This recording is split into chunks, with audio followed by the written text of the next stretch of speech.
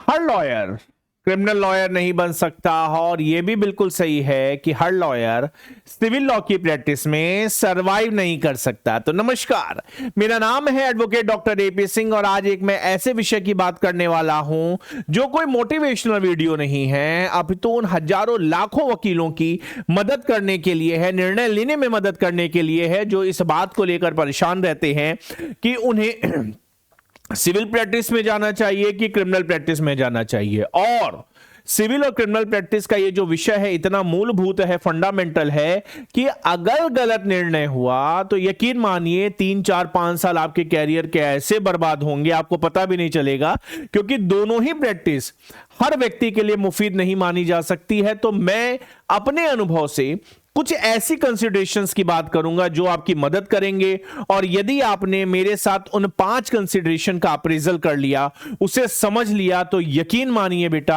आप खुद के लिए, अपने प्रोफेशन, अपने प्रैक्टिस के लिए एक बेहतर निर्णय ले सकते हैं। आप देखिए, क्रिमिनल और civil, brutal truth for new lawyers. भाई करना क्या है? सिविल में प्रैक्टिस करनी है, क्रिमिनल में प्रैक्टिस करनी है। ये हमारा प्रतिभा बैच है 2.2, जहां हम लॉ को पढ़ना नहीं जीना सिखाते हैं, जो केवल नए लॉयर्स के लिए, उनके लिए है जो बार को ज्वाइन कर रहे हैं। तो प्रतिभा 2.2 बिल्कुल इस समय चल रहा है, लीगल ड्राफ्टिंग से जुड़ा बैच है। मैं आगे बढ़ता हूं, आपको अपने अनुभव के आधार पर बेटा 5 उन कारणों से जोड़ता हूं जो आपकी मदद करेंगे एक बेहतर निर्णय लेने में। आप तस्वीर पर देखिए, मैंने क्या लिखा? मैंने लिखा money timeline for new lawyers. 1 साल, 3 साल, 5 साल, 8 साल, 10 साल। पहले मैं क्रिमिनल की प्रैक्टिस की बात करता हूं, फिर सिविल प्रैक्टिस की बात करता हूं। जो सबसे महत्वपूर्ण विषय है, पैसा कब तक आएगा। यदि मैं क्रिमिनल लॉ की प्रैक्टिस की बात करता हूं तो पक्के तौर पर बेटा हम ये मान सकते हैं कि जो क्रिमिनल प्रैक्टिस होती है, फौजदारी की जो वकालत होती है, उसमें शॉर्ट टर्म कैश फ्लो होता है, जल्दी जल्दी पैसा आता है। चूंकि बेल है, रिमांड है, एंटिसिपेटरी बेल है, क्वेश्चन से जुड़े मामले आपके सामने आएंगे, आप उनकी जिरह करेंगे, तो जो पैसा है वो जल्दी जल्दी आएगा। लेकिन आपको यह भी ध्यान रखना है बेटा कि जब हम क्रिमिनल प्रैक्टिस में मनी टाइमलाइन की बात कर रहे हैं, पैसा जल्दी जल्दी तो आएगा, लेकिन पैसा इररेगुलर भी आएगा। इसलिए हम कहते हैं क्रिमिनल प्रैक्टिस में ऐसा भी हो सकता है कि आपको एक बेल मिल गई और 1 महीने कोई काम ही ना मिला, 15-20 दिन कोई काम ना मिला। तो मैंने कहा पैसा है लेकिन इररेगुलरिटी है क्रिमिनल प्रैक्टिस में। वहीं दूसरी ओर जब हम सिविल प्रैक्टिस की बात करते हैं तो यह पक्के तौर पर बेटा मानकर चला जा सकता है कि जो सिविल प्रैक्टिस है मनी टाइमलाइन में लॉन्ग टर्म स्टेबल इनकम होती है। भाई सिविल के मामले क्या है? प्रॉपर्टी से जुड़े जो डिस्प्यूट है, फैमिली मैटर है, सूट्स हैं, इंजंक्शन है, प्रॉपर्टी मैटर है, तो इनकी शुरुआत तो धीरे धीरे होती है, लेकिन यह माना जाता है चूंकि ये लंबे समय तक चलते हैं, इसलिए लंबे समय तक जो कमाई का स्रोत है, जो पैसे का स्रोत है, वो बना रहता है।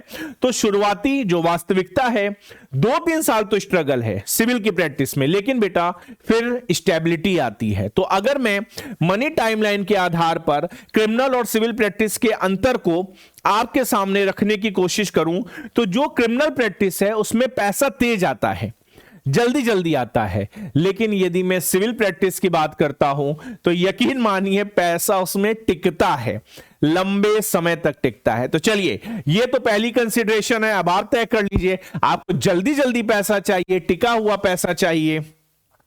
दोनों ही प्रैक्टिसेस में अच्छा पैसा है।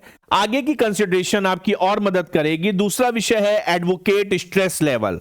अधिवक्ता के रूप में जब हम क्रिमिनल प्रैक्टिस करते हैं, जब हम सिविल प्रैक्टिस करते हैं, तो यह भी बड़ा महत्वपूर्ण विषय है, हम कितने स्ट्रेस को ले सकते हैं, हम कितनी चिंता कर सकते हैं, कितना चिंतन कर सकते हैं। मैं समझाता हूं आपको, अपने अनुभव के आधार पर समझाता हूं।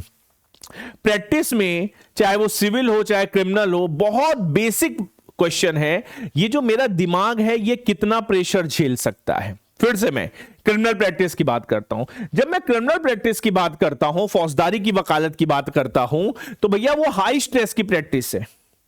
बड़े बड़े माफिया, गुंडे, है ना, बाहुबली, जनबली, डकैत, चोर, डाकू, मर्डरर, रेपिस्ट, आप समझिए उनसे बात करनी है, उनके लोगों से बात करनी है, उनसे जुड़े घर वालों से बात करनी है, पुलिस से बात करनी है, मीडिया से बात करनी है, पॉलिटिशियन से बात करनी है। लेट नाइट इमरजेंसी बहुत होती है क्रिमिनल मैटर में। आप अपने घर पे सो रहे हैं, रात का 1 बज रहा है, फोन आया, सर जल्दी बचाइए, पुलिस पकड़ लेगी। मतलब जो इमरजेंसी का फिनोमिना है, जो स्ट्रेस का फिनोमिना है, वो क्रिमिनल मैटर में ज्यादा रहता है, क्योंकि भाई जेल है, पुलिस है, बेइज्जती है, एनकाउंटर है, आप समझ सकते हैं।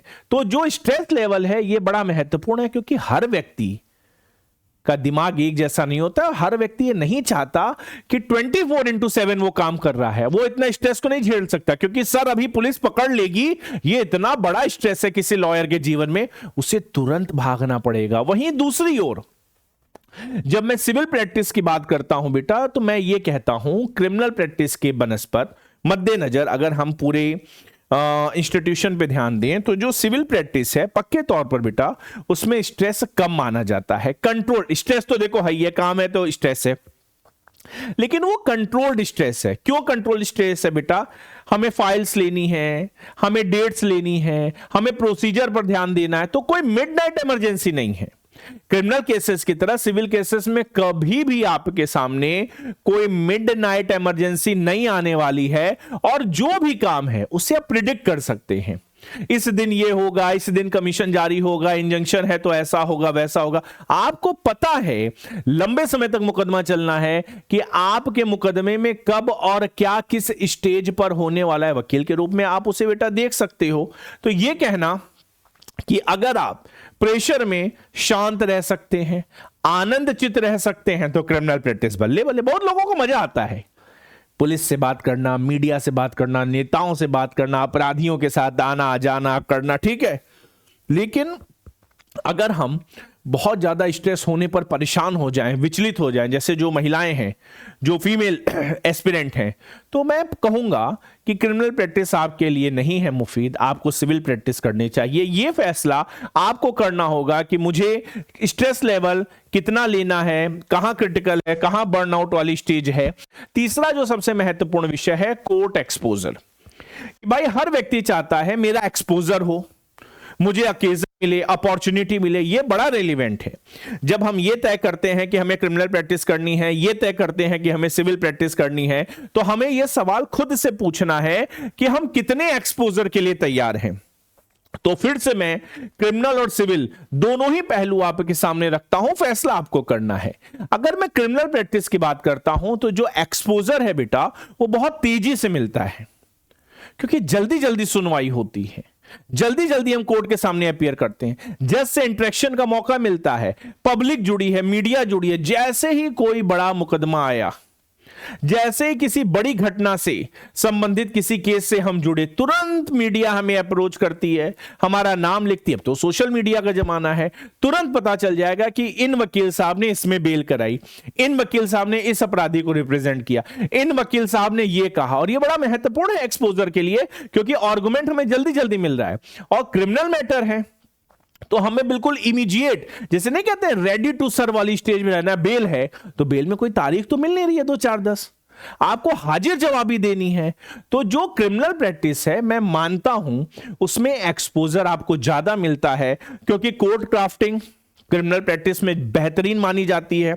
आपका जो कॉन्फिडेंस है, आपका जो इमीडिएट रिस्पॉन्स है कोर्ट के लिए, पुलिस के लिए, मीडिया के लिए। भैया बड़े से बड़े अधिकारी के सामने बैठेंगे, बीएनएसएस में प्रावधान है, सीआरपीसी में 41D में प्रावधान था कि इंटेरोगेशन में वकील का होना जरूरी है। आप बड़े से बड़े अधिकारी के सामने बैठेंगे, एसएचओ के सामने बैठेंगे, तो आपकी हाजिर जवाबी आपके क्लाइंट को बचाएगी। आपकी हाजिर जवाबी, आपका प्रेजेंस ऑफ माइंड आपके क्लाइंट के कॉन्स्टिट्यूशनल और जो स्टैट्यूटरी राइट है उसे प्रोटेक्ट करेंगे। तो ये एक्सपोजर तो पक्के तौर पर आपको क्रिमिनल प्रैक्टिस में मिलेगा। अब वहीं दूसरी ओर अगर मैं सिविल प्रैक्टिस की बात करता हूं, तो सिविल प्रैक्टिस का जो एक्सपोजर है वो स्लो है, लेकिन मैं मानता हूं स्लो एक्सपोजर होने के साथ ही सिविल प्रैक्टिस में जो एक्सपोजर अकेजन अपॉर्चुनिटी है वो डीप होती है। बेटा डीप कैसे होती है? क्योंकि सिविल केसेस में जो ड्राफ्टिंग होती है वो बहुत हैवी होती है। ड्राफ्टिंग आसान नहीं होती है, बहुत हैवी ड्राफ्टिंग होती है। लॉ की जो एप्लीकेबिलिटी होती है, जो भी लॉ लग रहे हैं वो बहुत इंटेंसिव एप्लीकेशन के साथ बेटा आपको पढ़ने होते हैं, आपको बहस करनी होती है, आपको अपनी प्लीडिंग तैयार करनी होती है। तो जो प्रोसीजरल मास्टरी है वो उतनी क्रिमिनल लॉ की प्रैक्टिस में नहीं आ सकती है जितनी सिविल लॉ की प्रैक्टिस में आ सकती है। तो ये एक्सपोजर तो आपको बेटा सिविल प्रैक्टिस में मिलेगा। तो सिविल प्रैक्टिस जब हम करते हैं तो हम क्या सीखते हैं?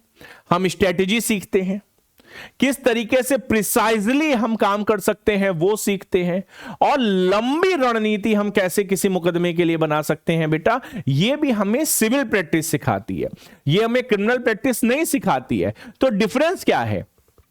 अगर मैं एक्सपोजर की बात करूं तो जो क्रिमिनल प्रैक्टिस है वो एक वकील को, एक अधिवक्ता को शार्प बनाती है, तेज दिमाग का, बड़ा श्रोएड है भाई, बड़ा तेज है।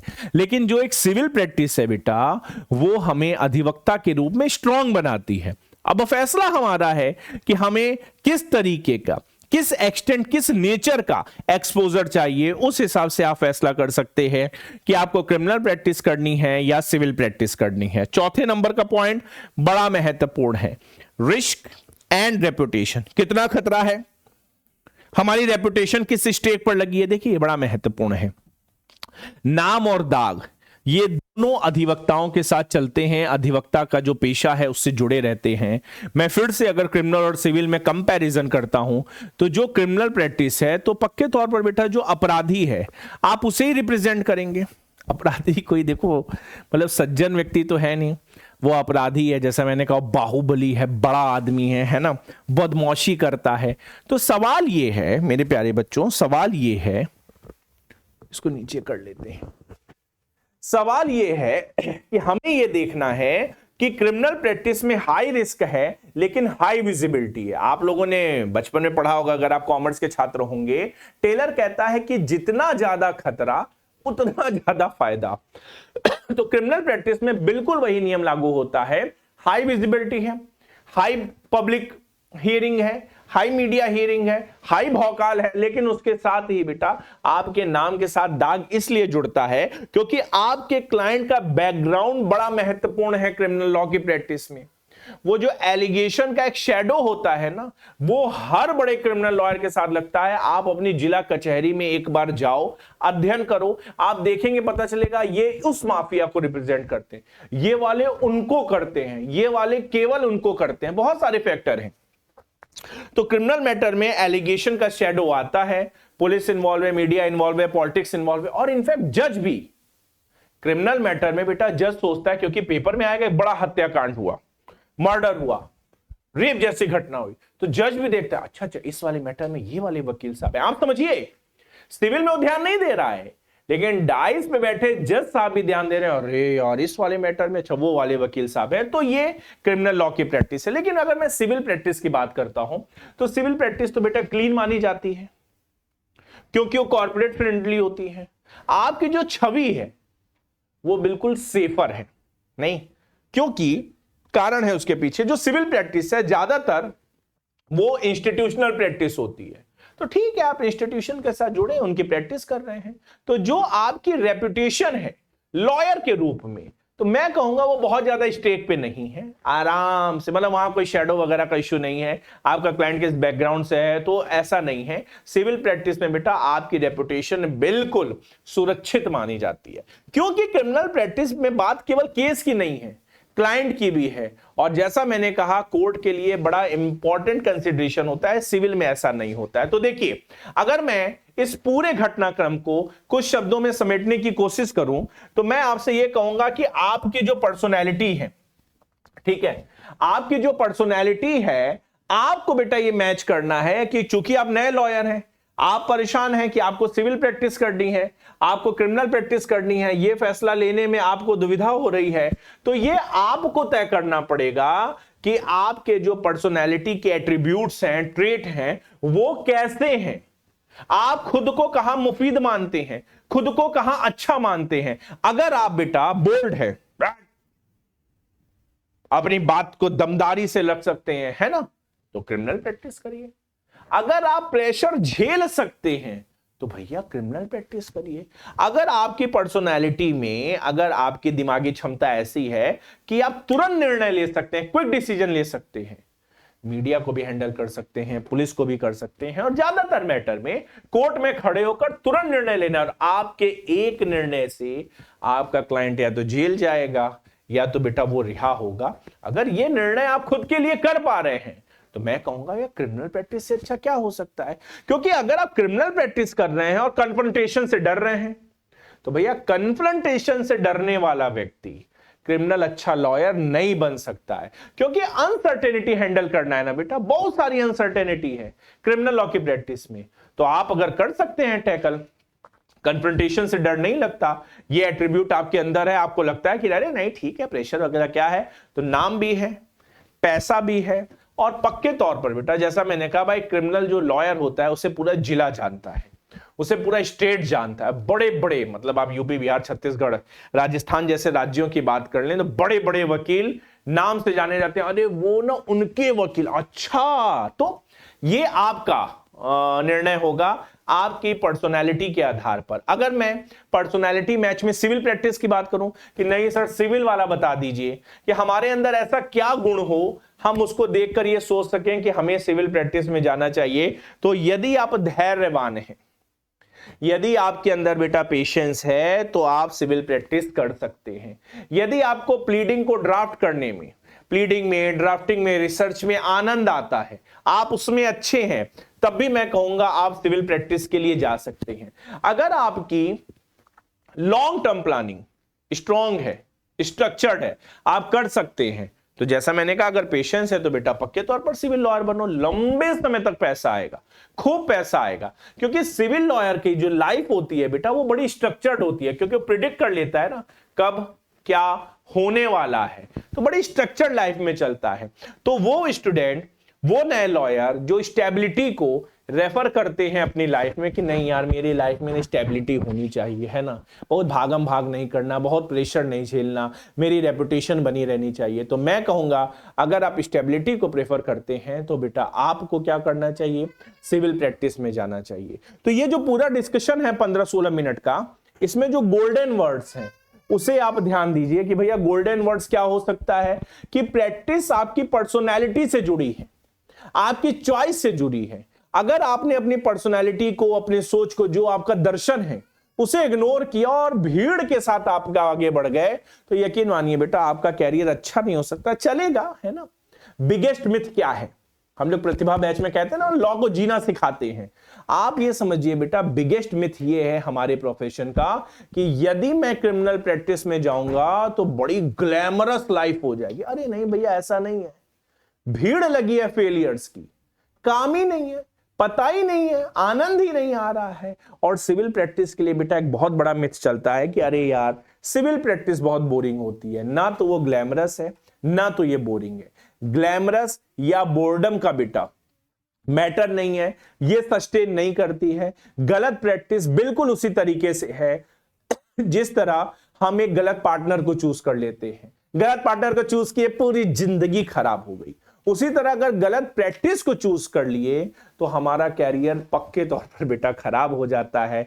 तो मैं कहता हूं आप सभी को इन सारे पैरामीटर के साथ आप एक अच्छा निर्णय लें। अच्छा निर्णय क्या लें? अच्छा निर्णय ये लें कि आपको कौन सी प्रैक्टिस करनी है। और इसीलिए बेटा हम प्रतिभा बैच को चलाते हैं। प्रतिभा बैच क्या है? एक ऐसा बैच है जो लीगल ड्राफ्टिंग का बैच है, जहां पर हम आपको लीगल ड्राफ्टिंग के साथ बेटा ये सारी चीजें सिखाते हैं। प्रतिभा बैच में बेहतरीन तरीके से एक बेहतरीन मॉड्यूल के साथ हम इस देश के जो नए लॉयर्स हैं उनको ट्रेन करते हैं। मैं फिर से आऊंगा, एक नए विषय को लेकर आऊंगा, लेकिन आप मुझे कमेंट सेक्शन में जरूर बताना आप कौन सी प्रैक्टिस करने जा रहे हो, सिविल करने जा रहे हो या क्रिमिनल करने जा रहे हो। तो चलिए, thank you so much everyone. बहुत सारे बच्चों ने मुझसे मेरा टेलीग्राम चैनल मांगा था जो पीडब्ल्यू का ऑफिशियल है, वो ये है।